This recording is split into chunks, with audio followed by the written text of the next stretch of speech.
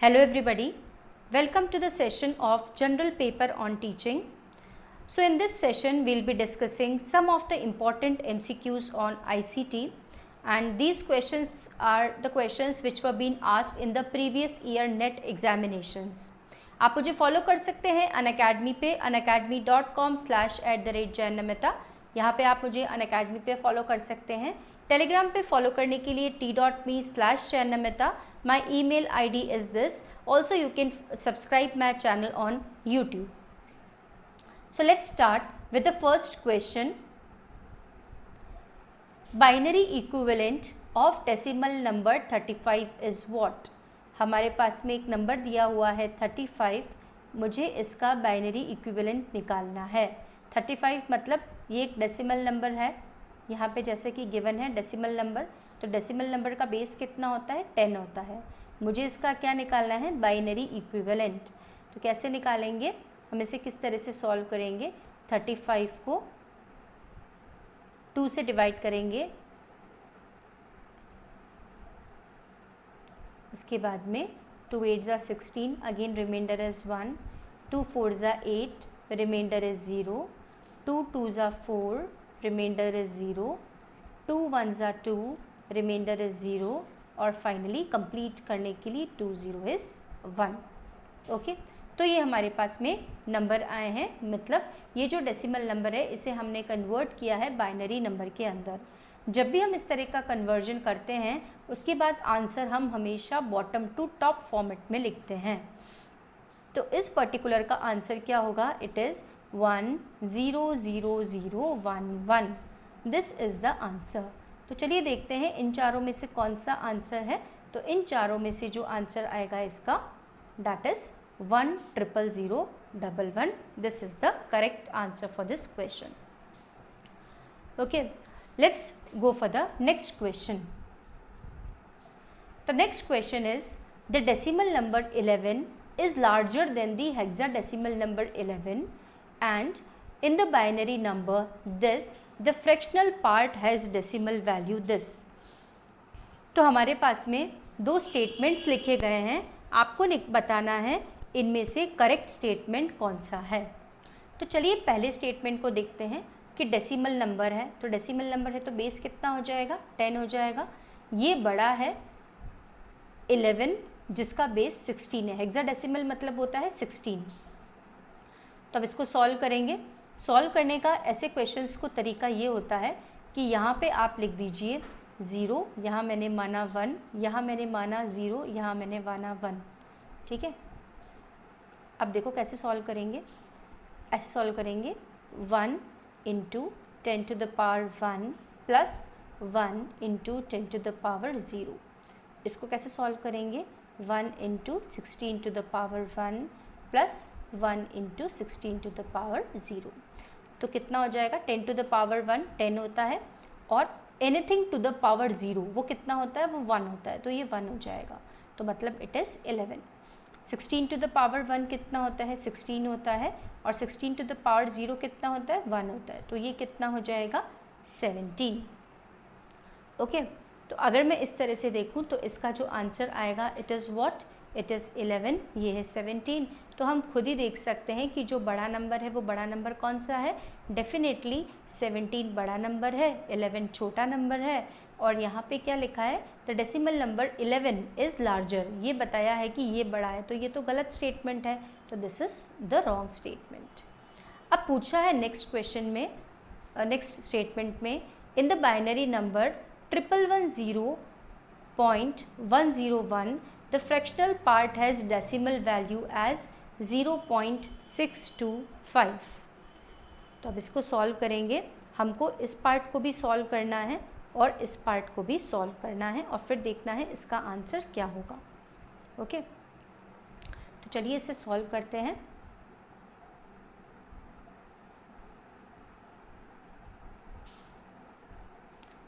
It is 1110.101। तो solve करने का तरीका वही है, 0 1 2 3, यहाँ लिखेंगे -1 -2 -3, मतलब ये किसका ऑर्डर इस तरह से है, इसका ऑर्डर इस तरह से है।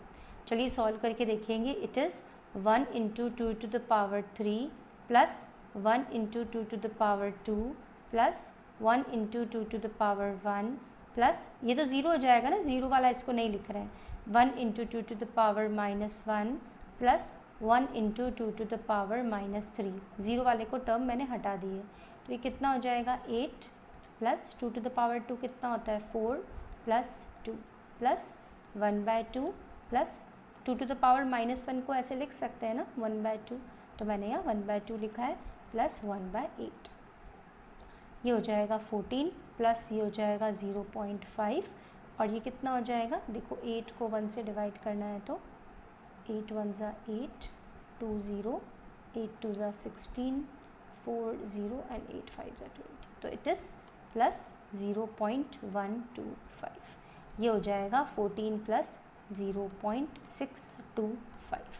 क्वेश्चन में क्या पूछा था, इन the binary number this the fractional part has decimal value this, तो बिल्कुल फ्रैक्शनल पार्ट में कौन सी वैल्यू आ रही है, इट इज़ कमिंग एज 0.625। तो ये स्टेटमेंट सही है और ये वाला जो पहला स्टेटमेंट था वो गलत है, तो हमारा आंसर होगा S2 only is the correct answer for this. Okay, चलिए अब चलते हैं नेक्स्ट क्वेश्चन पे। नेक्स्ट क्वेश्चन है, information and communication technology is considered a subset of IT, मतलब ICT एक पार्ट है IT का, ये लिखा हुआ है फर्स्ट स्टेटमेंट में। तो देखिए ये स्टेटमेंट तो कहीं भी सही नहीं है, क्योंकि IT is somewhat only your information technology.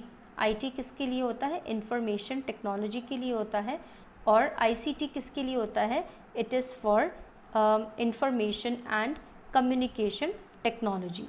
तो अगर हम इस तरह से देखेंगे तो जो कम्युनिकेशन पार्ट है वो भी इसके अंदर इंक्लूड हो जाएगा, तो जब इंक्लूड हो जाता है तो मतलब कम्युनिकेशन इज़ ऑल्सो देयर, तो वो IT में नहीं था, तो इसलिए हम बोलेंगे कि ICT सबसेट नहीं है IT का, पर IT जो है वो सबसेट है ICT का। तो इंफॉर्मेशन टेक्नोलॉजी एग्जैक्टली होता क्या है, it is the use of computers to store something, to retrieve something, to transmit and manipulate the data और द इंफॉर्मेशन, उसको हम बोलते हैं इंफॉर्मेशन टेक्नोलॉजी। और IT किसके कंटेक्स्ट में यूज़ होती है, it is used in the context of what, it is used in the context of your business operations or the entertainment technologies and all, तो उन सब के लिए ये यूज़ होती है। और IT को हम बोलते हैं it is a subset of your ICT, तो ICT जो है उसका सबसेट माना जाता है किसे, इंफॉर्मेशन टेक्नोलॉजी को। ओके, तो इस तरह से हम बोलेंगे कि इंफॉर्मेशन टेक्नोलॉजी और ICT के अंदर this is the kind of relationship which exists. और इंफॉर्मेशन एंड कम्युनिकेशन टेक्नोलॉजीज़ में सारी जो टेक्नोलॉजीज़ होंगी, जो सारा कम्युनिकेशन है that will come, like integration of telecommunications, telephone lines, wireless signals and everything will be included in the ICT। Okay, तो this is the kind of the difference which exist between the two. तो इस चीज़ को देखते हुए ICT subset नहीं है IT का, but IT is a subset of ICT, तो ये स्टेटमेंट गलत हुआ। Next is the right to use a piece of software, उसको हम बोलते हैं कॉपीराइट। अब कॉपीराइट के लिए अगर हम देखें तो what is a copyright exactly अगर बोला जाए तो कॉपीराइट वो होता है जिसके अंदर we have legal right of the owner of intellectual property, और कॉपीराइट का मतलब होता है राइट टू कॉपी। अगर मैं बात करूँ कॉपीराइट की तो कॉपीराइट होता है हमारा right to copy, right to copy. Right to use जो होगा वो किस में आता है, इट इज़ योर लाइसेंसिंग, जो होता है right to use. So this is the kind of the difference which exist. तो डेफिनेटली ये भी चीज़ गलत है, तो देखा जाए तो हमारे हिसाब से दोनों ही स्टेटमेंट्स गलत हैं, तो इसका आंसर है neither one nor two, both the options are wrong, so this is the correct answer for this. The next question is which of the following correctly lists computer memory types from highest to lowest speed. आपको question में हमेशा ध्यान से देखना है कि क्या पूछा गया है। यहाँ पे पूछा है कि हाईएस्ट से लोवेस्ट स्पीड। अगर यहाँ पूछा जाता हाईएस्ट से लोवेस्ट स्टोरेज तो आंसर डिफरेंट होता, पर यहाँ है हाईएस्ट टू लोवेस्ट स्पीड, मतलब हमें वो बताना है सबसे पहला जिसकी स्पीड सबसे ज़्यादा है, फिर स्पीड कम है, फिर कम है और फिर सबसे कम है। तो देखते हैं सबसे ज़्यादा स्पीड किसकी है। देखो उसको पता करने के लिए हमें पता होना चाहिए सीपीयू के सबसे पास में क्या होते हैं, रजिस्टर्स होते हैं फॉर द स्टोरेज पर्पसेस। उसके बाद में होती है कैश मेमोरी, कैश मेमोरी के बाद में हमारे यहाँ पे होती है मेन मेमोरी, मेन मेमोरी के बाद में होती है सेकेंडरी मेमोरी। सेकेंडरी मेमोरी में क्या क्या आ जाता है, जैसे magnetic disk, magnetic tape, magnetic disk में क्या क्या आ जाता है, हार्ड डिस्क, फ्लॉपी डिस्क, ये सब चीज़ें सेकेंडरी मेमोरी में आती है। मेन मेमोरी से बात होती है रैम की, और रैम कौन सी होती है, रैम दो तरह की होती है, एक होती है स्टैटिक रैम, एक होती है डायनेमिक रैम। फिर होती है हमारी कैश मेमोरी। तो जब आप अपने मोबाइल फ़ोन्स यूज़ करते हैं तब भी आपने देखा होगा जो स्टोरेज होती है, स्टोरेज कितना, जैसे अगर आपके पास कोई SD कार्ड लगा है तो उसकी स्टोरेज बहुत ज़्यादा होती है, पर जो रैम है उसकी स्टोरेज तो कम ही आती है, राइट। तो उस हिसाब से अगर हम देखें तो CPU के सबसे पास में होता है रजिस्टर्स जिसकी स्पीड सबसे ज़्यादा होती है, फिर होती है कैश मेमोरी की, फिर मेन मेमोरी की और फिर सेकेंडरी मेमोरी की। तो देखिए इसका आंसर में क्या आएगा, सबसे पहले आना चाहिए रजिस्टर्स, फिर कैश मेमोरी, फिर मेन मेमोरी और फिर सेकेंडरी स्टोरेज। तो the answer should be 4 3 2 1। So definitely the answer should be 4 3 2 and 1। So this is the correct answer for this. अगर यहाँ पे पूछा जाता हाईएस्ट टू लोवेस्ट स्टोरेज तो क्या आंसर हो जाता है इसका, हाईएस्ट टू लोवेस्ट स्टोरेज, तो आंसर हो जाता सेकेंडरी स्टोरेज सबसे ज़्यादा, फिर रैम, फिर कैश मेमोरी और फिर CPU रजिस्टर्स। तो अगर ये हाईएस्ट टू लोवेस्ट स्टोरेज की बात करते तो स्टोरेज में आंसर हो जाता हमारा 1 2 3 and 4, पर हमने यहाँ पे बात करी है हाईएस्ट टू लोवेस्ट स्पीड की, तो स्पीड के हिसाब से हमारा जो आंसर है इट इज़ 4 3 2 1। ठीक है, तो मेरे हिसाब से आप लोगों को समझ में आ गया होगा कि स्पीड और स्टोरेज का आपको ध्यान रखते हुए ही क्वेश्चंस को परफॉर्म करना है। So thanks for watching the video and thanks for being with me. Stay connected like this.